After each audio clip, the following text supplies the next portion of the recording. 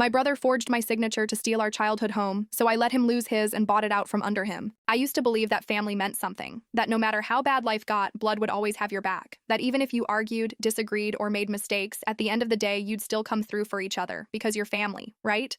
That was until my dad died and my brother sold our childhood home behind my back using a forged signature that he swore was mine. Let me rewind. I'm 29 and my brother Jason is 33.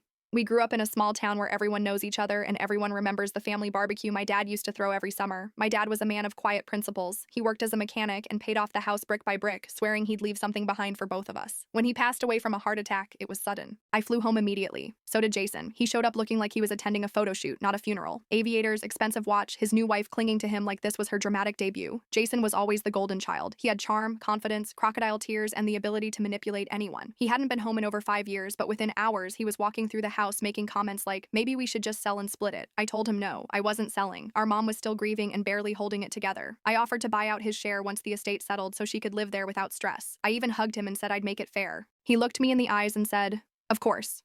Family first. That was the last time I believed him.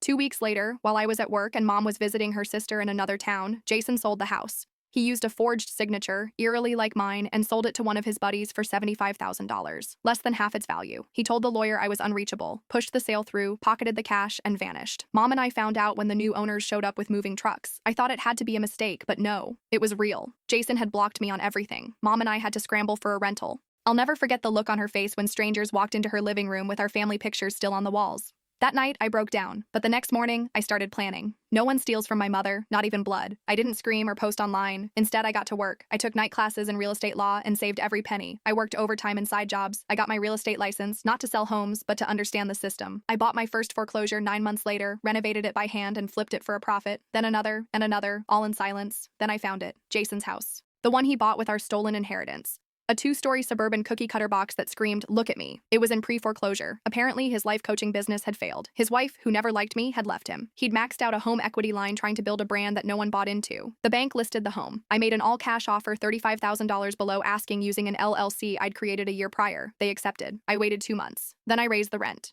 2 weeks later, I got a call. Unknown number. It was Jason. He sounded tired, maybe even scared. I could hear a baby crying in the background. I didn't even know he had a kid. He asked if I could talk to the new landlord and try to get the rent lowered. Said they were struggling and just needed time. I said, that's rough. Maybe contact the property manager. He said, I did. They said the owner won't budge. I said, then maybe talk to the owner directly. He asked, do you know them? I said, I do. Silence. I added, my name's on the mailbox now, Jason. He went dead quiet. I kept going.